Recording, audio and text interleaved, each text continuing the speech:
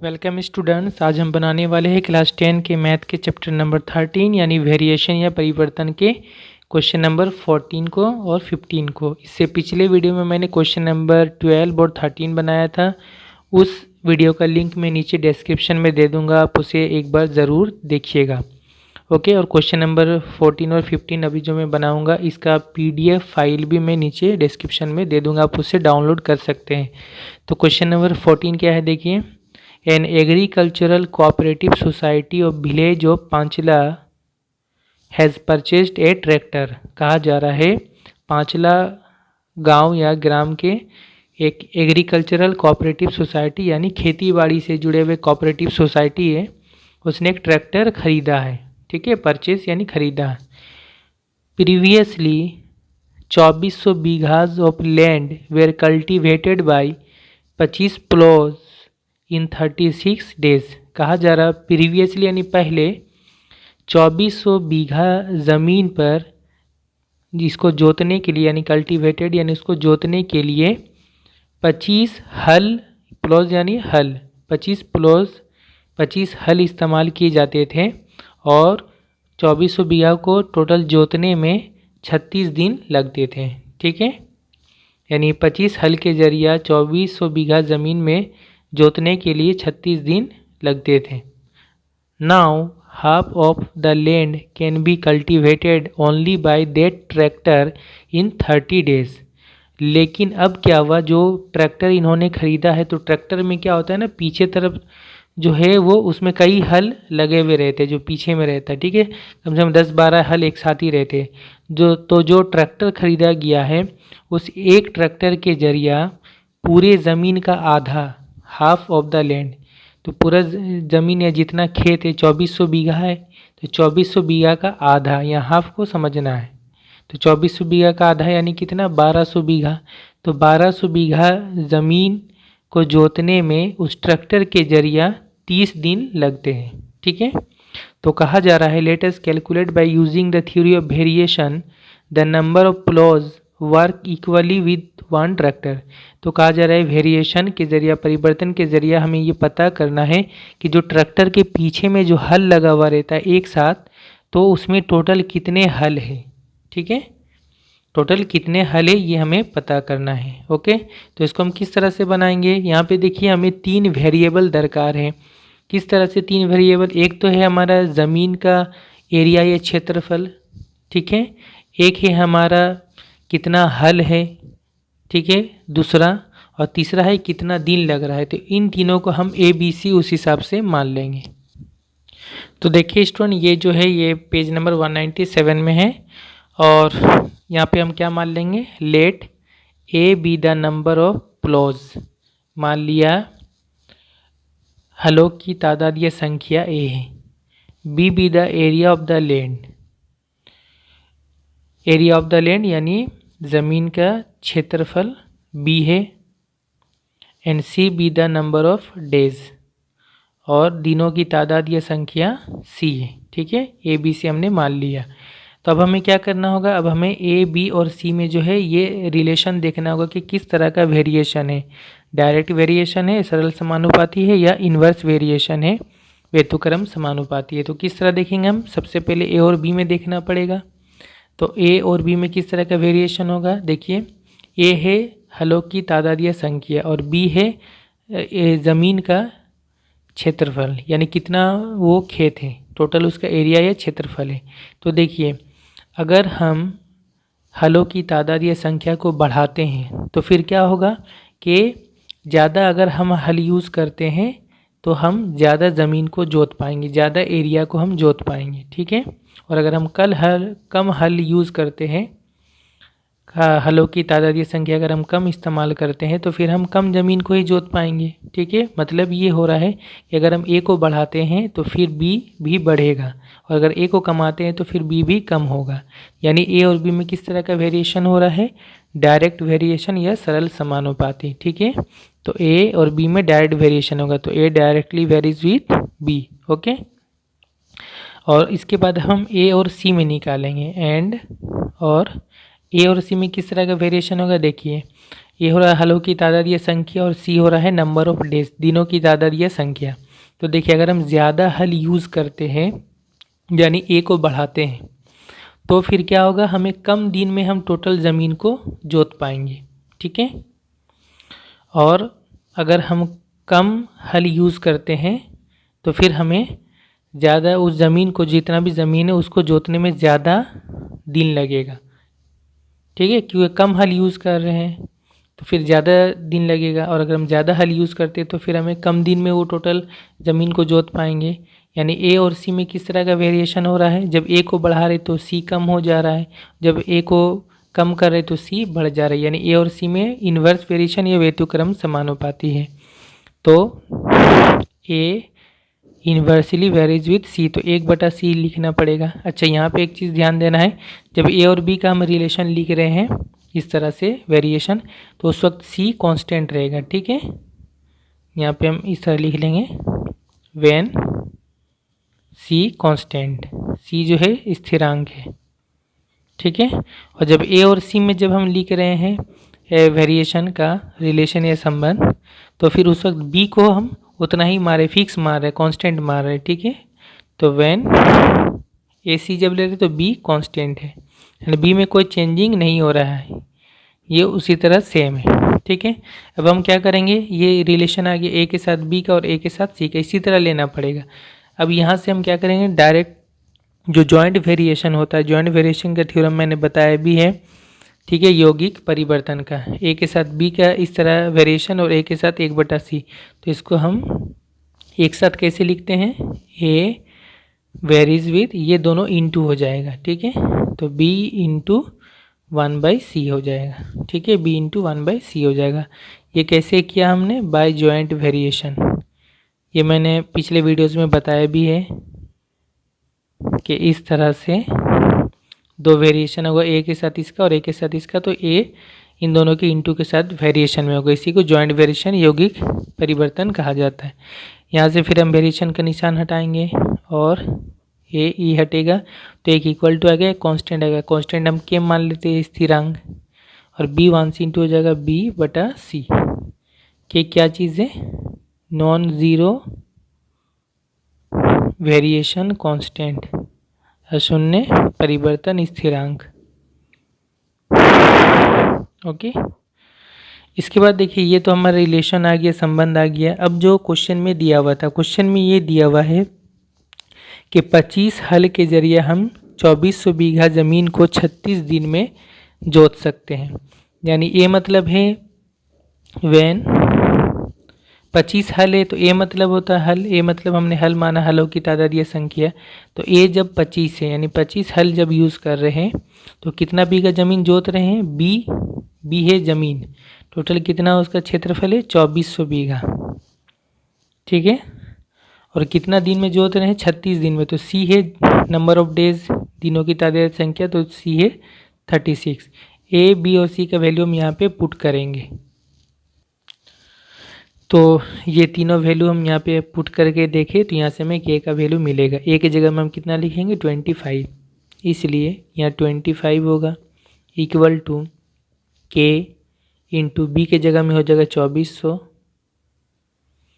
और बटा है नीचे में सी के जगह में हो जाएगा 36। तो यहाँ पे इंटू है, ये ऊपर नीचे भी कैंसिल होगा, इसको काट सकते हैं, कितना से कटेगा, तो देखिए डायरेक्ट अगर हम काटें तो 12 से ही कट जाएगा, 12 दूने 24, 12 तिया 36, 12 तिया 36, 12 दूने 24 और 2 0 उतार दें। ओके, फिर 3 से तो ये नहीं कटेगा। इसके बाद देखो ये ऊपर ऊपर में इधर से भी कैंसिल होगा क्योंकि यहाँ इंटू है, तो ये 25 और ये 200 है, 5 से भी डायरेक्ट काट ले, 5 चौके 20, 0 40 आ गया और 5 5 25, फिर काट दे 5 से, 5 एकम 5, 5 8 40। ओके, तो और अल्टीमेटली अब कितना आएगा, देखिए 3 जो है ये इधर 1 से इंटू हो जाएगा, यहाँ पे 3 नीचे में तो इधर जाएगा इक्वल टू किधर, तो 3 1 से इंटू हो जाएगा, 3 इक्वल टू इधर हो जाएगा 8 इंटू के, 8 के, और ये मतलब कितना आ जाएगा 3, ये के यहाँ पे के साथ 8 इंटू इक्वल टू किधर आएगा, तो 3 इधर 8 डिवाइड हो जाएगा, 3/8 इक्वल टू के। तो ये के का वैल्यू आ गया, इसको घुमा के भी लिख सकते, कोई प्रॉब्लम नहीं है। तो ये के आ गया, के इक्वल टू 3/8, ये वैल्यू हम यहाँ पुट कर देंगे तो ए इक्वल टू कितना आ जाएगा, इसलिए ए इक्वल टू होगा के जगह में 3/8 इंटू B/C। ओके, ये के का वैल्यू आ गया। अब दोबारा क्या कहा गया क्वेश्चन में, दोबारा कहा गया कि जो टोटल खेत है जिसका एरिया 2400 है, उसका आधा एरिया यानी 1200 बीघा, यानी बी का वैल्यू जब 1200 है और उसको टोटल 30 दिनों में जोत रहा है एक ट्रैक्टर, यानी वेन बी है यानी टोटल ज़मीन है 1200 बीघा, ठीक है, और दिन लग रहा है टोटल, यानी सी दिन है 30 डेज। तो बोल रहा है कि जो ट्रैक्टर यूज़ कर उसमें कितना हल है, हलों की तादाद ये संख्या, यानी ए इक्वल टू उस वक्त कितना होगा ये निकालना है हमें। तो बी और सी का वैल्यू हम यहाँ पुट कर देंगे तो ए का वैल्यू मिल जाएगा, इसलिए ए इक्वल टू होगा 3/8 इंटू बी के जगह में 1200 बाई सी के जगह में जो होगा 30। तो ये देखिए कितना होगा, 0 0 कैंसिल हो जाएगा, 3 से कटेगा, 3 काटेंगे, 3 चौके 12, 0, ये 0 उतार देंगे, 40 बार में कट गया, 8 से काटिए, 8 पचे 40, 5 इंटू 3 5 तिया 15 और ए इक्वल टू कितना आ गया 5 तिया 15, ठीक है। तो इसका मतलब हो रहा है कि 1200 बीघा ज़मीन यानी आधा ज़मीन को 30 दिनों में जोतने के लिए जो ट्रैक्टर यूज़ कर रहे हैं उसमें टोटल कितना हल है, टोटल 15 हल है, ठीक है। इसलिए नंबर ऑफ प्लॉज, इसलिए नंबर ऑफ प्लॉज, ठीक है, इक्वल टू 15, ये होगा answer. Okay, question number 15, volume of A sphere varies directly with cube of length of its radius and surface area of sphere varies directly with the square of the length of radius। कहा जा रहा है एक sphere या गोलक का volume जो है, उसका आयतन जो है वो उसके रेडियस या अर्धव्यास के लंबाई के क्यूब यानी पावर 3 क्यूब के साथ डायरेक्ट वेरीज डायरेक्टली यानी डायरेक्ट वेरिएशन में है, ठीक है, सरल समानुपाती में है। क्या, वॉल्यूम यानी वी जो है, वॉल्यूम वी जो है वो आर रेडियस जो होता है आर का क्यूब के साथ डायरेक्ट वेरिएशन में है, सरल समानुपाती में है। And surface area of sphere varies directly with the square of the length of radius, और उसी स्फीयर या गोलक का जो सरफेस एरिया है यानी वक्रतल का जो क्षेत्रफल है गोलक का, वो जो है उसके रेडियस या अर्धव्यास के लंबाई के स्क्वायर के साथ डायरेक्ट वेरिएशन में है, वेरीज डायरेक्टली, ठीक है। यानी सरफेस एरिया को अगर मान लीजिए एस मान लेते हैं, कैपिटल एस, तो वो एस जो है आर स्क्वायर के साथ डायरेक्ट वेरिएशन या सरल समानुपाती में है, ठीक है। ये दोनों बात को समझना है। Let us prove that the square of volume of sphere varies directly with cube of its surface area. तो हमें ये साबित करना, ये प्रमाण करना है कि जो स्फीयर है गोलक है उसका वॉल्यूम का स्क्वायर या आयतन का स्क्वायर, ठीक है, वर्ग, यानी भी जो है भी का स्क्वायर या भी का जो वर्ग है वो किसके साथ डायरेक्ट वेरिएशन में होगा, वेरीज डायरेक्टली किसके साथ, cube of it surface area, उसका जो सरफेस एरिया है, यानी मान लीजिए सरफेस एरिया अगर एस है तो एस के क्यूब के साथ उसका वॉल्यूम का स्क्वायर, ये दोनों डायरेक्ट वेरिएशन में होगा, यानी भी स्क्वायर और एस क्यूब ये दोनों आपस में डायरेक्ट वेरिएशन या सरल समानुपाती में होगा। ये प्रूफ करके दिखाना पड़ेगा। तो स्टूडेंट इसको प्रूव करने के लिए सबसे पहले हम क्या करेंगे, सबसे पहले हम वॉल्यूम को भी मान लेंगे। Let V be the volume, मान लिया स्फीयर या गोलक का आयतन भी है, आर बी द रेडियस, गोलक का अर्धव्यास आर है, and S be capital S be the surface area of the sphere, और गोलक का या स्फीयर का सरफेस एरिया या वक्रतल का क्षेत्रफल कैपिटल एस है, ठीक है। ये भी आर और एस हमने मान लिया। अब क्वेश्चन में क्या दिया हुआ था, क्वेश्चन में दिया हुआ था कि ये जो वॉल्यूम है या आयतन है भी, ये डायरेक्ट वेरिएशन में है किसके साथ, आर के क्यूब के साथ, जो उसका रेडियस या अर्धव्यास है उसके क्यूब के साथ। तो ये आर का क्यूब, ठीक है, आर के क्यूब के साथ ये डायरेक्ट वेरिएशन में है। एंड और ये जो सरफेस एरिया है, वक्रतल का क्षेत्रफल है, ये जो है डायरेक्ट वेरिएशन में है किसके साथ, आर के स्क्वायर के साथ, आर के स्क्वायर के साथ।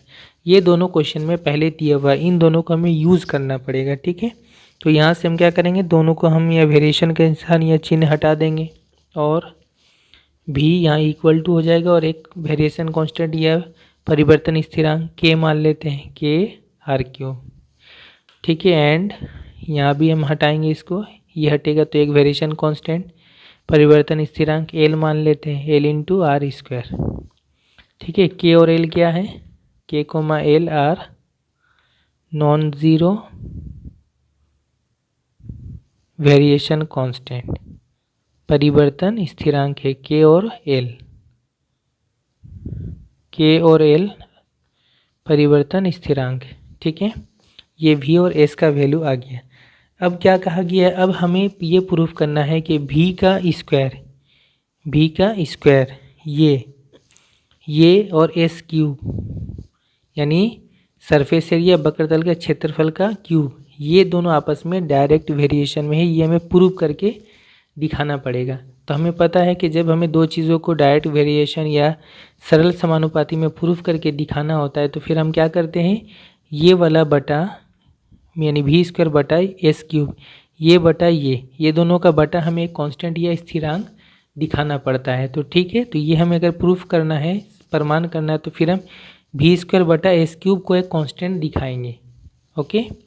इसलिए v स्क्वायर बटा s क्यूब ये हम लेंगे और इसको हमें कांस्टेंट दिखाना पड़ेगा, तब जाके ये दोनों सरल समानुपाती या डायरेक्ट वेरिएशन में साबित या प्रमाण हो जाएगा।